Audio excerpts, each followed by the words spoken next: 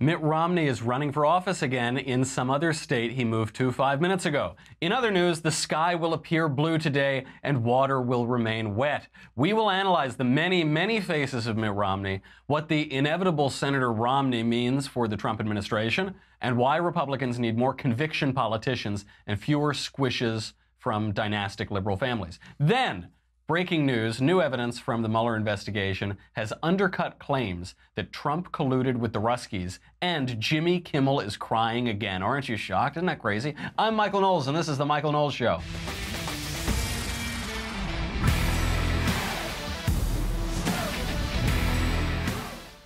I get this question all the time in my mailbag. We've got so much to talk about today. We've got really, really great stuff in the news because we'll make fun of Jimmy Kimmel for crying, but we'll talk about why it matters and also why we should learn some lessons from Never Trump Republicans, all the way from Mitt Romney to Bret Stephens. But I get this question in the mailbag, I don't know, 2 times a day, 3 times a day. Michael, how can I feel like I'm sleeping with you? I get it constant. I get it from people here at the Daily Wire. The way to do that, of course, is to get yourself a set of Boll & Branch sheets. Boll & Branch sheets are so nice. Look, you and I, we're never going to agree on everything, are we? Maybe we will, and we'll probably agree on this too. We could all use some more sleep. You know, last night, I kid you not, I only got 15 hours. I got 15 hours of sleep, but I showed up today because I knew I had to be here and I knew that I had to spread a little covfefe and joy into your life. You know, the best way to get a great night's sleep is to use really premium bedding. And I don't know if you know this, premium bedding costs a lot of money. It can cost about $1,000. I usually would just scrape pieces of cardboard apart and lay them on my bed because I was very cheap. Now I don't have to do that because I have Boll & Branch sheets. And Boll & Branch is really good. Everything that they make, from bedding to blankets, is from 100% pure organic cotton, which means that they start off very super soft and they get even softer over time. It kind of reminds me, if you've ever stayed in a really, really nice high-end hotel. I've never paid to stay in a high-end hotel, but I have stayed in a couple. And, you know, being an actor, you get a, we'll go into that later. But they'll have really, really high-end bedding, and it just feels like that, but you get it every single night. And it gets softer over time. So you can buy directly from them, so you're essentially paying wholesale prices with Boll & Branch. Instead of spending $1,000, which is what it costs from a lot of other companies, you buy direct from them. It is much, much less expensive. Like, it's just a fraction of that cost, maybe a couple $100. So everyone who tries Boll & Branch sheets loves them. That's why they have thousands of 5-star reviews. Forbes, the Wall Street Journal, Fast Company are all talking about Boll & Branch. Even 3 U.S. presidents sleep on Boll & Branch sheets, and me. 3 U.S. presidents and little old me sleep on these sheets, and you should sleep on them too. Don't let Barack Obama have all the fun. You don't, come on, guys. Like, listen, it's 2018. Treat yourself. Make sure that you can at least indulge as much as those 3 U.S. presidents.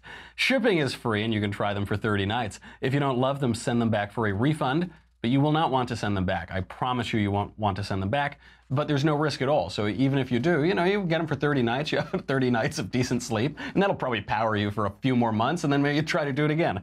So to get started right now, my listeners, don't you ever say that I never did anything for you. My listeners get $50 off of these sheets. That is really good. So you're paying a fraction of the price already, and you get $50 off of that. Your first set of sheets at bollandbranch.com, promo code Michael, M-I-C-H-A-E-L. Go to bollandbranch.com today for $50 off of your first sets of sheets. That is B-O-L-L and branch.com, promo code Michael, $50 off your first set of sheets. Very, very good. Okay. Mitt Romney is running for office again. Is it a day that ends in Y? It's got to be a day that ends in Y because Mitt Romney is running for office. And the main takeaway from it, I'm sorry to say, is that Mitt Romney has not learned anything over these past few decades. Here is the Romney announcement video. Utah is admired not only for its beauty, but also for the character of its people. Utahns are known for hard work, innovation, and our can-do pioneering spirit. But more than these, we're known as a people who serve, who care, and who rise to any occasion. Utah has a lot to teach the politicians in Washington. Utah has balanced its budgets. Washington is buried in debt. Utah exports more abroad than it imports. Washington has that backwards. Utah welcomes legal immigrants from around the world. Washington sends immigrants a message of exclusion. And on Utah's Capitol Hill, people treat one another with respect. I have decided to run for United States Senate because I believe I can help bring Utah's values and Utah's lessons to Washington. Utah is a better model for Washington than Washington is for Utah. We feel that this is the right time for me to serve our state and our country. I ask for your support and your vote, and I look forward to meeting you over the coming years. I'm Mitt Romney from the 1990s, and I'm running for our state. I love how he says our state about when it comes to Utah. That's very cute. He's lived in Utah for 5 seconds now. He just keeps moving to wherever he's going to run from. So I guess he went to college in Utah, and then he he lived all of his life in Massachusetts, worked there, Bain Capital, was the governor of Massachusetts. Then when he wanted to run for president in 2012, again for the second time, he moved to New Hampshire. So he started living in New Hampshire then, and now that he wants to run for Senate from Utah, he's going to move to Utah and talk about our Utah values. Utah, you've been there for 3 seconds.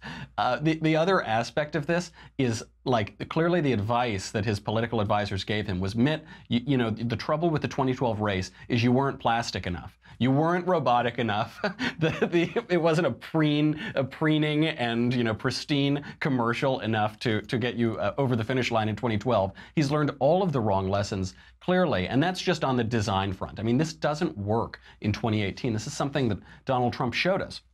The way that the media works now is not traditional. We've moved into new media platforms. We've moved into social media. And what people like is authenticity. We've seen a lowering of all of these things, even from our movie stars. Our movie stars now, we see them on Instagram. It used to be that you would never see them until you were at the movies. Now they go, they make PSAs, and they tweet, and they go on Instagram. It's much closer. It's much more personal.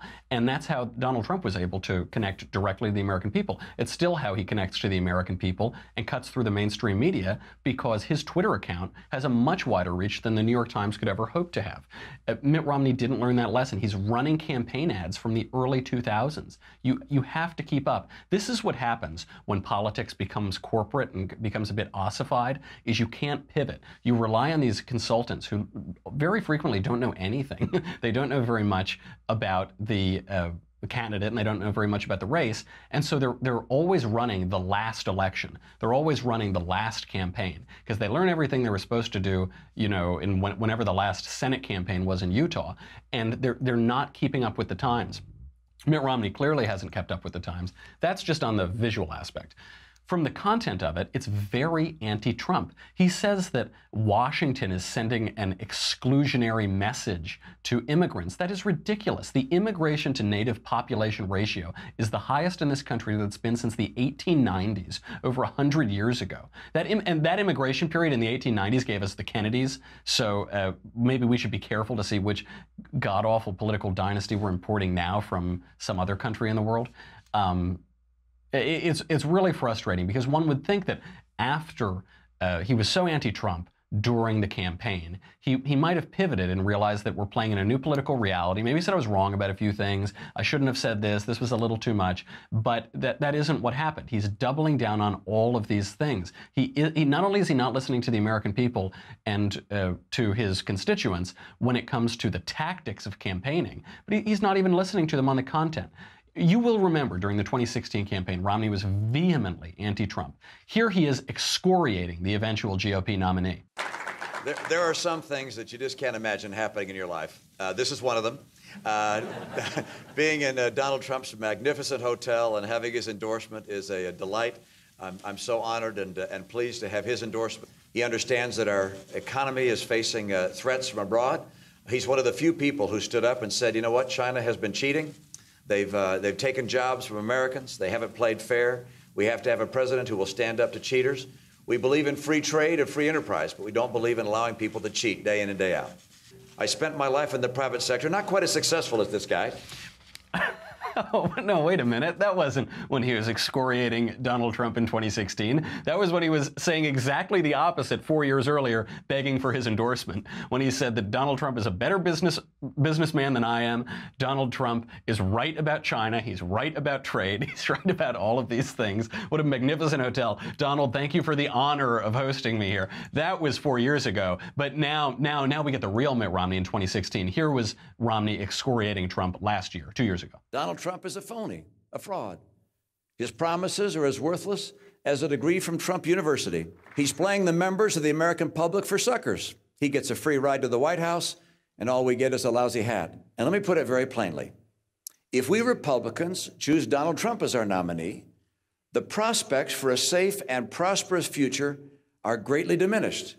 If Donald Trump's plans were ever implemented, the country would sink into prolonged recession. Isn't he a huge business success? Doesn't he know what he's talking about? No, he isn't. And no, he doesn't. Well, you said he's more successful than you. So what does that tell us about you, Mitt? A phony and a fraud, huh? Phony and a fraud. I wonder if the Romney doth protest too much. We have to analyze this a little bit more and all of the ridiculous predictions he made that did not come true. But before we do that, listen. I'm a man who likes to stay on time. You know that. That's why I can't get to all those issues right now. And I love movement watches. I'm wearing my movement watch now. I wear it all the time. You might see this. This is a new one I got. It's from their new collection called the Revolver Collection. And it is so cool. How sleek is this watch? Is there a sleeker watch out there? No. I don't think there is. It is really cool. It's a kind of retro, but I think it's called retro futuristic, even though it seems like a contradiction. It's got a very modern dial, retro build, though. I really, really like it. I've gotten a lot of compliments on it.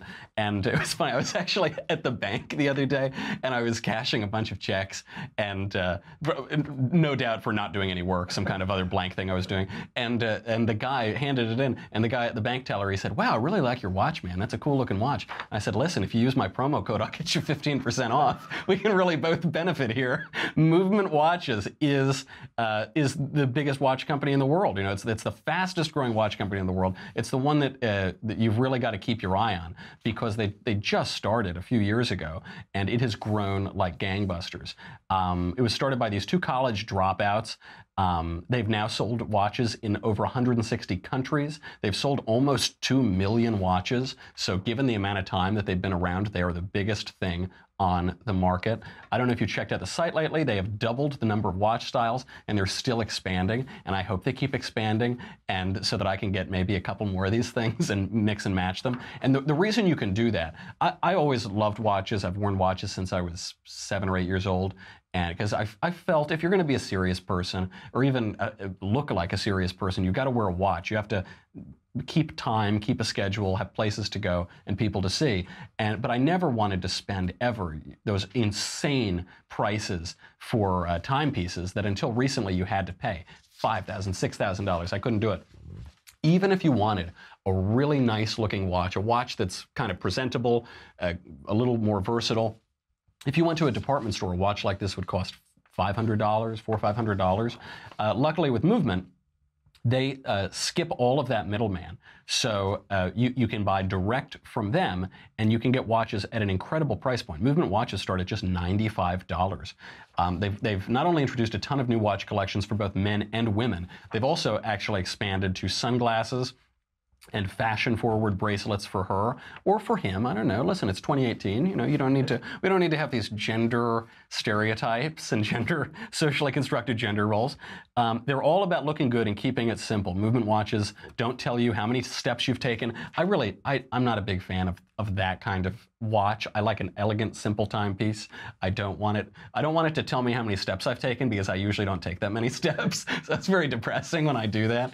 And this is a timepiece. It's a timepiece that tells you the time. It doesn't tell you how many hamburgers you've eaten or what the temperature is in Timbuktu. It just tells you the time in a nice, elegant analog dial.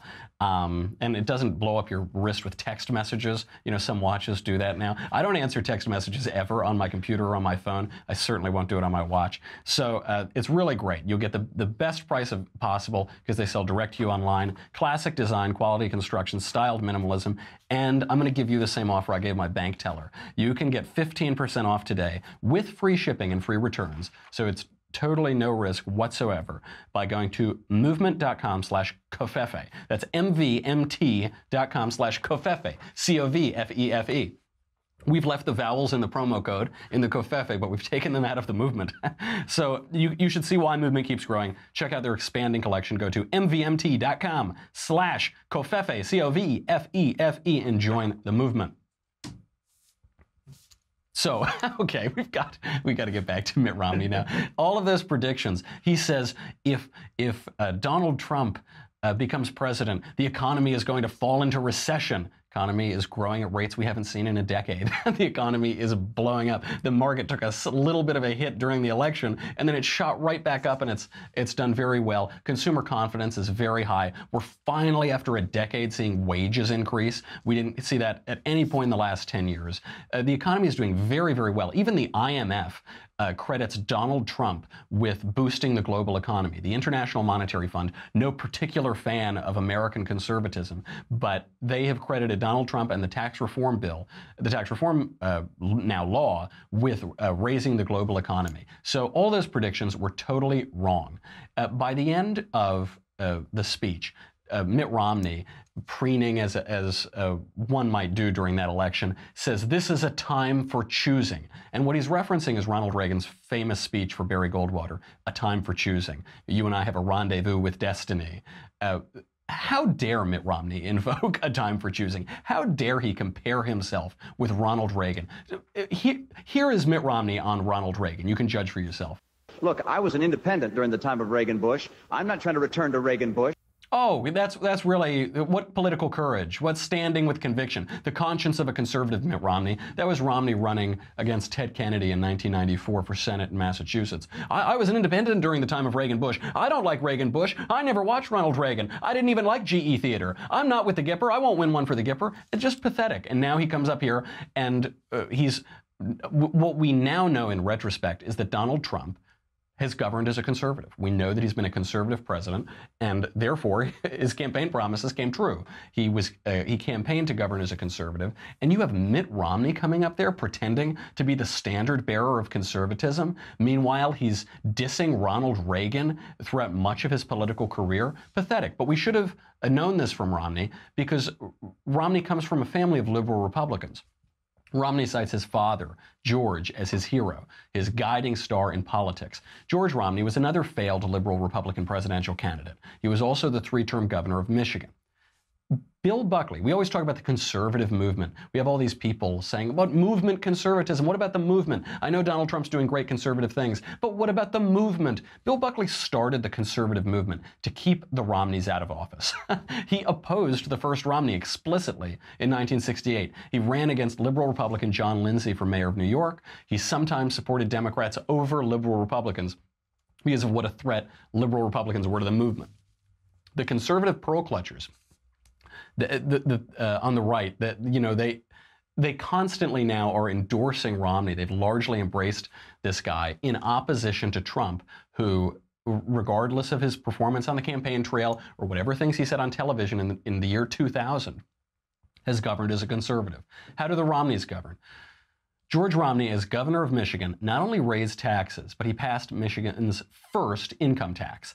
George Romney hated federalism. He said, quote, "As far as I'm concerned, states have no rights. Only people have rights. Obstructionism masquerades as states' rights as the height of folly," which is outrageous, by the way. Our framers set up a federal system such that the federal government would be run in part by the states and in part by the people. That's why the Senate was elected by the states and the House was elected by the people, though that fell apart after the 17th Amendment led to the direct election of senators. The framers needed the states to have power because that's the only way that you can prevent against demagoguery. Needed the states to have power because it maintains the individual character of different parts of America, and it doesn't make it into some homogenized, bland, gray, bureaucratic, technocratic, single state government. George Romney initially supported Vietnam, and then he accused the generals of brainwashing him and said that he no longer supported the war and it was terrible. He did that thing. He sort of cut and run, I guess, is how the phrase we would use today.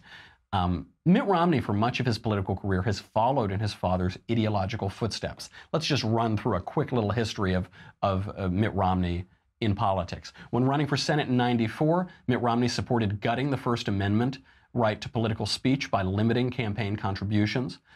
He flipped on this in 2007. Initially, he had the same point of view as Hillary Clinton on this. Then he flipped in 2007, but his explanation totally missed the point. He said when he flipped, he said, the original intent of McCain-Feingold campaign finance reform was to reduce the role of money and special interests in our political system. But on this, too, it has been a failure. Political spending has been driven into secret corners, and more power and influence has been handed to hidden special interests.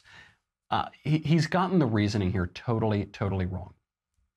The problem is not money in politics. Money in politics is protected by the First Amendment because money is speech. If I want to hold up a sign that says, don't elect Mitt Romney anymore, guys, we should elect conservatives. If I wanted to have that sign, it costs money to make that sign. That's what a campaign donation goes toward.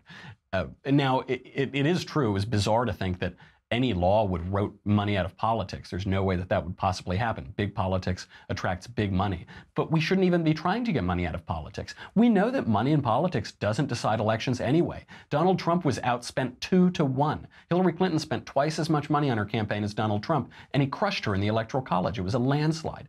You don't need to worry. You don't need to protect the American people from themselves and from their own freedom of speech and from their own desires. They can govern themselves just fine. Thank you very much. Mitt Romney said that he supported the Citizens United decision, which repealed all of those campaign finance laws, those anti-constitutional campaign finance laws. But then Romney criticized the substance of the decision, saying, I'm not crazy about corporations making political contributions as a concept. Why not? This is the same man who said, corporations are people, my friend. And he was right when he said that. Corporations are people. A corporation isn't a building. A corporation isn't a parking lot. A corporation isn't a desk with a computer on it. It's people working in corporation with one another, in corporate, right? But without Citizens United, how on earth could we defend a newspaper endorsing a political candidate? Is that the newspaper isn't a person, is it? The newspaper it's a corporation, but corporations are people, my friend. Romney, you see this constantly. He always wants to have it both ways. He always, I don't feel comfortable saying this conservative thing. He'll say it, then he walks it back, and you just don't know where the guy stands. As governor of Massachusetts, Romney said he was, quote, absolutely committed to fighting global warming because he said, quote, I think the global warming debate is now pretty much over, and people recognize the need associated with providing sources which do not generate the heat currently provided by fossil fuels. I don't think that's true. I don't think scientific debates are over. I don't think they're pretty much over. And I certainly don't think this one is over. Perhaps we should bring on our friend Richard Lindzen again to talk about this, the MIT atmospheric physicist who would, I think, contradict Mitt Romney on that point. But Mitt Romney, again, is taking this political, highbrow, elite position. Don't we know what's best? Listen, we know what's best for you. Come on, you silly little rubes. I've read the science papers, and even that isn't true. Romney, as governor, supported higher taxes on SUVs and taxing developers for cutting down trees in the suburbs. He supported expanding the soda can tax, the bottle bills. You know, you have to pay more money whenever you buy 17,000 cases of La Croix at the supermarket, as one does. He appointed prominent environmentalists to regulate industry. He put limits on oil and gas drilling. He subsidized hybrid hippie cars, which no Republican should ever drive. The only hybrid a Republican should drive is a Lamborghini that burns motor oil and gasoline. He refused to offer tax relief on the gasoline tax during those sky-high gas prices of 2006. His lieutenant governor wanted some tax relief for people. You remember how high taxes were, or how high gas prices were back then. And he said, no, we can't do it. We need to teach people a lesson about conserving energy. A more out-of-touch elite position one cannot imagine. He supported cap and trade, cap and tax as governor, though he flipped on this when he ran for president. Again, he provided no sufficient explanation as to why he flipped on this. When he was governor, he opposed the Bush tax cuts for some reason. That was one of the best aspects of the Bush administration. Every conservative was on board for it. He opposed it. I don't know why. And of course, as governor, Mitt Romney invented Obamacare. He invented the prototype of Obamacare. He installed it in his state, and then he lobbied the federal government for an expansion of Medicare, a federal entitlement program, the sort of which is responsible for driving all of the debt. Quite a record in office for Mitt Romney. Now, all politicians change their minds. That happens. I've changed my mind about a lot of things. I'm sure you have too. Donald Trump has certainly changed his mind about things. With Trump, though, the comparison doesn't really hold. With Trump, he said lefty things on television in the year 2000, and then he said he changed his mind, and as president, he's been very conservative. His record in governing is a conservative record. His rhetoric might be all over the place. His Twitter account might be all over the place, but his record, his actions are conservative. Mitt Romney's his public speech record is also all over the place, but his record is liberal. His record as governor was liberal. Romney, he might say conservative things on the campaign trail, but then he'll govern at best like a liberal Republican. The proof of the pudding is in the tasting. That's the case with government. And a note on that phrase, people always say the proof is in the pudding, which doesn't make any sense. What does that even mean? What is the proof in the pudding? The phrase is actually the proof of the pudding is in the tasting, which does make sense. That's just a little sidebar. Now, I don't mean to run down Romney too much. I voted for Romney in the general election in 2012 because he was obviously better than Obama. I don't think he's a bad man in the way that a lot of politicians can be. He seems like a nice enough guy. I'd love to share a decaffeinated coffee with him or something, whatever we could drink, But I didn't vote for the man in the primary. Most of my conservative friends didn't vote for him in the primary, except for the more elite ones. I actually worked for two of his opponents in that primary. I didn't think he was a good candidate then. Certainly he wasn't a good candidate as we were running explicitly against Obamacare. We nominated the only guy on earth who could claim to have invented Obamacare. Not a great judgment call. But we have to question Mitt Romney's judgment here. We have to question his judgment for political considerations and for policy considerations. Mitt Romney undercut the GOP nominee in 2016 and disingenuously claimed to be the standard bearer of conservatism. This is no small thing. He turned on his party. And I'm not saying you can never turn on your party or turn on a candidate or a nominee, but you better be right. You better be right when you do it. And he wasn't, and he wasn't right about it, and it ended up blowing up in his face. That is a big thing, to basically say, I would prefer Hillary Clinton become president than the Republican candidate become president, the Republican nominee become president. That is a big statement. And it appears that that's what Mitt Romney said. I don't think we just let him off the hook for that, especially given his very liberal record in government. He also, in terms of questioning his judgment, he made a bunch of hysterical predictions that proved completely incorrect. It didn't happen. America is safer abroad than we've been in 10 years. The American economy is doing much better than it has been doing in 10 years. On social policy, we've got more good conservative social policy coming out of this administration than we did out of the George W. Bush administration. And he was a social conservative. But we're getting more social conservative policy out of Donald Trump than out of him. We're getting the embassy moved to Jerusalem in Israel. Just that takes such brass cojones of conservatism to say, we're not going to let these other Middle Eastern states boss us around and tell us where we're going to put our embassy. That's a really beautiful thing. As a matter of foreign policy, he's handled our adversaries and our allies much better than Barack Obama did. We're closer to our allies, and we're putting much more pressure on our adversaries. Then, after all of that, Mitt Romney tried to suck up to Donald Trump to become Secretary of State. Do we have that photo? You remember that photo? Yeah. So this is the biggest questioning of his judgment, I think. Did he ever think that Trump was going to make him Secretary of State? Donald Trump invited him to dinner to get that picture. That's the only reason he did it. And Romney fell for it because he really wanted to get a position in the administration. He spent a year lambasting this guy in pretty brutal and personal terms. And then we see that he just caved. Do we really need more Romneys?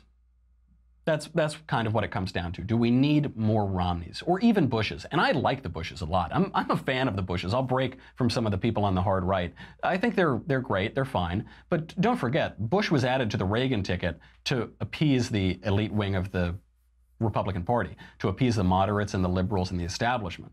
He wasn't added as some rock-ribbed conservative. He never pretended to be a rock-ribbed conservative. Neither did George W. Bush. George W. Bush actually seemed to imply in the 2000 campaign that conservatism is cruel, because he said, I'm going to be a compassionate conservative. He actually echoed what his father did after Reagan. His father said, we need a kindler, gentler conservatism. And Nancy Reagan was very offended by this and said, then who? Kindler and gentler than who, George? So these guys were never conservatives. They never pretended to be conservatives. They did fine. I love that George Bush Sr. stood by Ronald Reagan. He was a model vice president. That's something we should admire him for. And George W. Bush reacted well in the immediate aftermath of 9/11. We should give him credit for that too. And he had some domestic advantages also. Nominated some good justices. We got Alito out of him, although we've gotten Gorsuch out of Trump. That's really nice. What I do mean is that the GOP needs conviction politicians. It needs conviction politicians, not journeyman politicians, not career politicians, not social politicians who just seem to want to be in the office and go to the dinners and be an important person and be just a statesman or appear like a statesman. We need people who believe something. We need people who actually have beliefs. I don't know that Mitt Romney has beliefs. I'm sure he has core beliefs, but I don't think he has core political beliefs exactly. None that he's really shown us. All advances of conservative policy and governance have come through conviction politicians, like Ronald Reagan. We need to seriously rethink our vision of politics. The conservative movement needs to seriously rethink its vision of politics. Winston Churchill is the great example of this. Winston Churchill, he would fly airplanes. And he was already a well-known figure at this point. He escaped from prison camps in South Africa. He's a hero from the Boer War. He'd written books and he was a journalist. So anyway, he would fly these airplanes, and he wasn't good at flying them, so he crashed them. And he crashed them 3 times, and by the 3rd time, it was a pretty tough crash, nearly fatal. And he was interviewed about this, and they say, shouldn't you give this up? Aren't you crazy to be flying these airplanes? And Winston Churchill said something profound, as he often did. He said, "I love life, but I do not fear death." And you see this throughout his political career. He loved life, he does not fear death. You see this when he broke out of a South African prison camp. You saw this in all of his war service. When he was in military academy, he begged to go to Cuba to help the Spanish put down an insurrection, just so that he could see some action and get trained and have bullets whiz by him. He said it was the first time he ever had the pleasure of being shot at and missed. This was a guy who, he did love life. It's not just like he was on a suicide mission. It's not just, I don't care about death and he's a crazy person. He did love life, but he doesn't fear death. This is the Christian position. This is what we should think of as conservatives. This is what we should think of as Americans. These are the kinds of politicians that we need. Ronald Reagan was a conviction politician. He was the kind of guy who said, this is what I believe. I'm not going to try to pander to everybody in the room and make that guy think I'm saying one thing and make that guy think I'm saying another thing. And just that mealy-mouthed Bill Clinton. They asked Bill Clinton what he thought about the Desert Storm, what he thought about the first Iraq War. And he said, if the vote were close, I would have voted with the majority, but I sympathize with the opinion of the minority. That is almost a verbatim quote. I don't have the exact wording. That is almost a verbatim quote. Classic Clintonism. It depends what the meaning of the word is. You don't hear that from Ronald Reagan, right? Ronald Reagan tells you what he thinks straightforward. In many ways, Donald Trump does this too. People say Trump doesn't know what he believes. He doesn't say what he believes. He doesn't believe anything. I don't see that. Clearly, he does believe certain things. Clearly, he does. I don't know that he could give a time for choosing speech. I don't think he's steeped in conservative thought and in historical thought and philosophical thought such that he could give a great oration like that. But I think he has beliefs. I think he has gut beliefs. And you see it with Twitter. Twitter gives you a little bit of a glimpse into this guy's thought process because there aren't a ton of filters there. Even if some people are writing some things or whatever, you get a decent view into what he's thinking. And he has these gut reactions. So the NFL players is one of them. These NFL players are making a mockery of our country. They're so ignorantly undermining even their own protest because only in America could you do this. Only in America could you so disrespect your own flag, which gives you the right to protest your own flag. And Donald Trump's reaction to that isn't, oh, well, I guess, what we should say is they have the right to do this, of course, but really, but blah, blah, blah. He said, this is terrible. This is a terrible thing. They should stand for their flag. It's that simple. If you were raised right, you know that. It's a terrible thing. You should stand for your flag. It's your country. You should love your country. And it's America, which is the best country ever. And you should love that. I think he has that gut feeling, a gut patriotism. When asked who he would vote for in the election, Ben Stein, old Republican journeyman, economist, speechwriter for Nixon, and also a famous actor, he said, I suppose I'll vote for Donald Trump. I don't think he knows a damn thing about economics, but his campaign is pro-America and Hillary's is anti-America. It's about ripping America down. That's an important thing. And we'll talk about that a little bit too. Some of the the priorities that we have to think about here. But you might see in Ronald Reagan something akin to a conviction politician, or at least what a conviction politician looks like in our current culture, which doesn't have very many deep convictions. We might see the best of that in Donald Trump. Okay, do I have to say goodbye to Facebook and YouTube? I do, don't I? That's terrible. I'm sorry, guys. We have a lot more to get to. But, well, I guess I'm saying goodbye to Facebook. I said goodbye to YouTube a long time ago. I think YouTube said goodbye to me a long time ago when they started censoring all of our materials. If you're on Facebook, make sure you head on over to dailywire.com right now. Why? Well, you'll get me, you'll get the Andrew Klavan Show, you get the Ben Shapiro Show. That's all great. You'll get the conversation. Next one up is the big boss himself, Ben Shapiro. You can ask him any question you want. He'll answer them. Everybody can watch, but only subscribers can ask questions. Many are called, few are chosen, but none of that matters. You guys see Jimmy Kimmel last night? I assume you guys saw Jimmy Kimmel, right?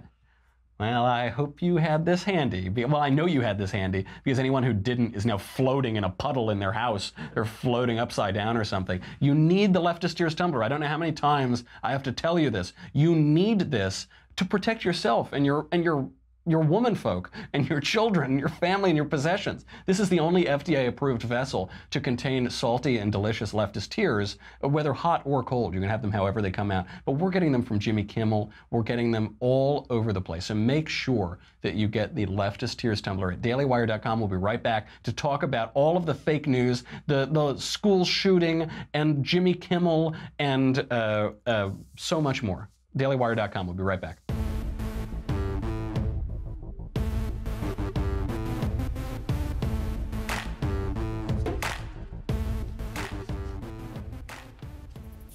Okay, so I will just touch on this at the beginning. We'll loop back to it at the end. This horrific school shooting was really awful, and the left wasted no time in demagoguing it. It was just terrible. They're saying that that the shooter was a white nationalist, and I haven't met that many white nationalists named Cruz or Fernandez or Giucarelli or whatever. I haven't met a whole lot of those, you know. But I guess there's a first time for everything. You know, there are a lot of fake statistics going around. Some are saying that there have been 18 school shootings in 2018. That isn't true. They're playing around with the statistics. At most, you can say that a gun was even accidentally discharged 5 times around schools in 2018. But that is neither here nor there. We'll get back to what we really have to take away from this by the end of our show in a little last moment. First, breaking news, the Mueller investigation has indicted 13 Russians for trying to meddle in the 2016 election. Russian information warfare sought to bolster Trump and hurt Hillary during the election.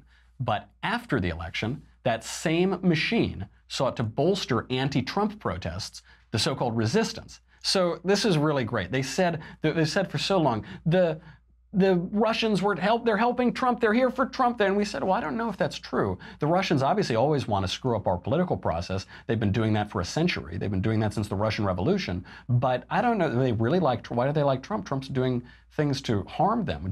Just the other day, we've apparently, U.S.-backed troops slaughtered dozens of Russians in Syria, right? I mean, we are literally killing these people on the battlefield.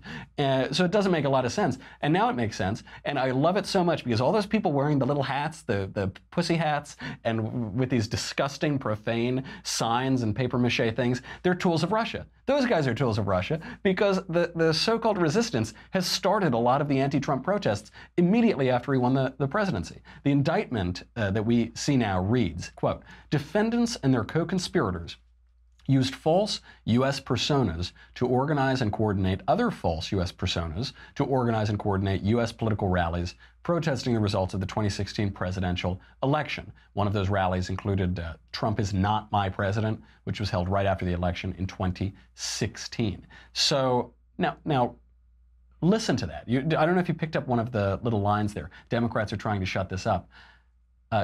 They were using U.S. personas. They were using U.S. personas. The indictment goes on, quote, some defendants posing as U.S. persons and without revealing their Russian association communicated with unwitting individuals associated with the Trump campaign and with other political activists to seek to coordinate political activities. Did you catch that? I don't know if you caught that. That means, so they weren't saying they were Russians. That means that if anybody tried to collude with them, and by collude we mean some guy comes to you on your campaign and says, I have dirt on your opponent, 100% of politicians take that meeting, which they should. That's what a campaign is for. Anything else would be campaign negligence. Anything else would be negligent to your donors and your constituents and your candidate. So if they took that meeting, the operatives from Russia pretended to be Americans, which means there's no collusion. That means that there's no evidence of collusion. For the 500 millionth time, more evidence mounting as ever. To quote what Dianne Feinstein accidentally said and what Van Jones accidentally said, the Russia collusion story is a nothing burger. We see it now from Bob Mueller. It's giving me faith in the Mueller investigation, by the way, that these indictments are coming out. Who knows? I'm still a little skeptical. He clearly has too much power. It should never have been appointed in the first place, but not too bad. I'll take what I can get. Really good stuff. They're going to try to cover this up all day. So make sure if you're on Twitter or if you've got some Democrat friends, make sure to yell it really loudly, in their faces. Say, see, here is evidence that they were not colluding. It's logically impossible for this to have been Russian collusion. Okay, other good news. The immigration deal failed. What do you need to know about this? It's a little confusing. There was a big Senate bipartisan immigration deal that the White House basically shut down. It would have legalized at least 1.8 million future Democratic voters, or people who were likely 3.5 times to 8.75 times as likely to vote for Democrats as for Republicans. Democrats were pretty thrilled about that. It gave some border protection. It sort of dealt with a little bit of the chain migration problem. All you need to know about this issue is that the immigration deal failed. Ted Cruz is happy about that. Stephen Miller is happy about that. The Wall Street Journal and Vox.com are angry. That's a win. That's all you need to know. Let all the other stuff go. The pro-immigration wing of the Republican Party is upset. Vox.com, the most disingenuous, lying left-wing rag on the internet other than Media Matters, is upset. And pretty rock-ribbed conservatives are happy. That's a win. Best news of all is Jimmy Kimmel is crying again. Jimmy Kimmel's crying again, and yep, there they are. So good, because it's also a day that ends in Y. He's crying again. I hope you have your tumblers ready. Here is Jimmy Kimmel. If one illegal immigrant causes a car accident, we've got to build a wall to keep the rest of them out. Why are you looking for solutions to that problem and not this one? Every reasonable American, Republican or Democrat, knows that something has to be done, something, and we're not doing anything. But go ahead, I'll let you finish. Let me explain it. Why do we want to deport people who are breaking our laws? Is because they're breaking our laws and we're a nation of laws, and because the people of this country have a right to have their democratically enacted immigration law enforced, and the people of this country have a right to determine who gets to come in and who gets to go out, and who gets to use up their tax dollars and welfare, and who gets to vote in their elections, and who gets to do all of those things. That's why we deport some people who are here illegally. The reason that we don't take away all of their guns is it's a civil right. So let me try to explain it for Jimmy Kimmel. We enforce the law and we also protect civil rights. Maybe I'll slow it down for Jimmy Kimmel. I know he's the great intellectual of the modern left, but we enforce the law and we protect civil rights. I know it seems like a contradiction in terms. It's a really perverse culture that demands comedian politicians and earnest comedians. That's what we're getting here. Kimmel wants something, some action. Just give me something. What? What do you want? What? You're like a little child. You're behaving like a little baby boy. Well, I want something. I need mama. Well, what do you want? I don't know. I just want something. We shouldn't let them get away with this. We should not let the left get away with this. Jimmy Kimmel doesn't actually care. He does not care about this. If he cared, he would propose a solution. But he hasn't proposed a solution because he doesn't care. Every time Democrats demagogue this issue, we should point out what they are. That's what they're doing. That's what they don't care. Worse, they're using dead kids as political props. There's nothing nice or caring or genuine about what Jimmy Kimmel does. He uses sick and dead kids night after night and crocodile tears as props to erode American liberty. Night after night after night. We shouldn't let him get away with this. It isn't, oh, he's just a little dummy. It's really despicable what he's doing, and we should call it out every chance we can. Finally, I'll end on this because we're running a little late. I should have paid more attention to my movement watch. The New York Times conservative columnist, prominent never-Trumper Bret Stephens, is calling for the repeal of the Second Amendment. Bret Stephens writes, quote, "They should want to change it fundamentally and permanently. There is only one way to do this: repeal the Second Amendment. Repealing the amendment may seem like political mission impossible today, but in the era of same-sex marriage, it's worth recalling that most great causes begin as improbable ones." This should be a warning. On the one hand, it shows that we should trust our gut when it comes to squishes. Like, you know, we say, oh, well, I don't know, maybe he's a conservative. Oh, he looks like a conservative. If it looks like a squish and talks like a squish and sounds like a squish, it's probably a squish. Treat it that way. You know, I'm not saying be mean to these people or, you know, run them out. I'm happy to have a big tent party, but let's not pretend that Bret Stephens is the standard bearer of conservatism, as the New York Times, I think, would like to do. They don't have any pro-Trump Republicans on their staff, to my knowledge. Bret Stephens is right about gay marriage. We've been talking about gay marriage a little bit in the last couple of weeks, and the redefinition and the language issue of this. You know, obviously, I don't think this is like a cause like civil rights or the abolition of slavery, but our modern culture does. He calls it a great cause because our culture, all our culture cares about these days, is sex and assaulting language, and maybe sexually assaulting language in Hollywood at least. Who knows? It sounds about right. We should be careful to keep our priorities in order. We have to keep our priorities in order when we see these things. When we see the Republican, the conservative at the New York Times, you know, say that we need to repeal the Second Amendment. There remain conservatives today who will not vote to re-elect Donald Trump because he uses naughty language and doesn't belong to the same lunch clubs that they do. That's so. It's so uncouth. But what about the dignity of the presidency? I don't know. I like the dignity of the presidency too. I long for a day when we have Abraham Lincoln giving the Gettysburg Address, you know, night after night. That would be very nice and uplifting, I suppose. We have to protect our liberty. We have to protect our liberty, and there are people out there who, on the left and ostensibly on the right, who are trying to repeal fundamental civil rights in this country. Hillary Clinton campaigned on it. She campaigned especially on gutting the First Amendment and gutting the Second Amendment, repealing the Second Amendment, weakening the Second Amendment. Don't get caught up in the lunch clubs. Don't get caught up in, oh, but it's uncouth. Oh, it doesn't, you know, the Donald Trump tweet, it doesn't go well with my Chardonnay. Forget that. Drink the leftist tears. It's much more delicious anyway. You've got to keep your priorities in order, and you've got to make sure that our primary goal is to protect liberty here, to protect the American way, and to defend it.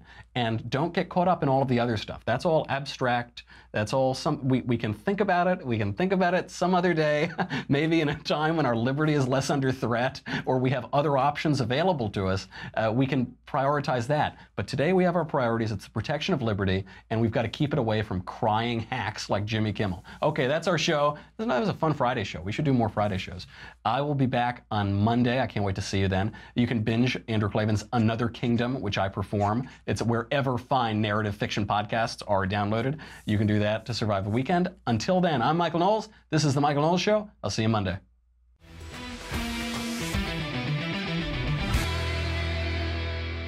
The Michael Knowles Show is a Daily Wire Forward Publishing production. Executive producer, Jeremy Boring. Senior producer, Jonathan Hay. Supervising producer, Mathis Glover. Our technical producer is Austin Stevens. Edited by Alex Zingaro. Audio is mixed by Mike Coromina. Hair and makeup is by Jesua Overa. Copyright Forward Publishing 2018.